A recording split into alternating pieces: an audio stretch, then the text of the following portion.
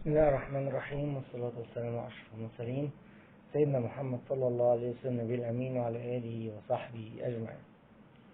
إن شاء الله تعالى هنتكلم النهاردة على الفرق بين المعصية والكفر، وده بيبينه ربنا سبحانه وتعالى في قصة سيدنا آدم. إزاي إن سيدنا آدم أخطأ عن غفلة وكل من الشجرة اللي ربنا حرمها عليه، وبعد ما أذنب اعترف بخطأه وندم على ما فعله، وربنا اداله كلمات عشان يتوب عليه. أما الكفر زي اللي عمله إبليس، إنه ما سجدش لآدم ورد الأمر على الخالق سبحانه وتعالى، وقال خلقته من نار وخلقته من طين، يعني تكبر ورد، يعني ما كانش مناسب تقول لي كده،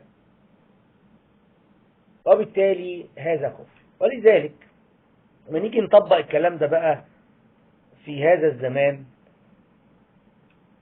انت لو ما بتصليش او ما بتزكيش او معاك فلوس مش عايز تروح تحج، او قادر صحيا وما بتصومش،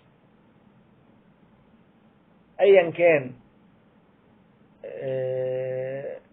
ما تقولش الصلاة دي ايه فايدتها، ولا الزكاة ده ظلم للمقتدرين، ولا الصيام ده ايه جدواه وملوش فايدة صحية، ولا الحج لانك بالطريقة دي، ولا الشريعة مثلا احكام الشريعة ما تناسبش هذا الزمن.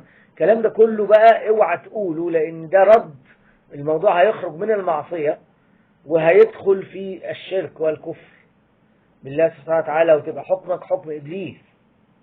فاوعى حد يضحك علينا ويخلينا رجلنا تنزلق إلى هذا الكفر البين اللي عمله إبليس، وبالتالي لم يغفر الله له ولم يتوب عليه إلى يوم الدين. نسأل الله تعالى أن يعلمنا ما ينفعنا وينفعنا ما علمنا. السلام عليكم ورحمة الله وبركاته.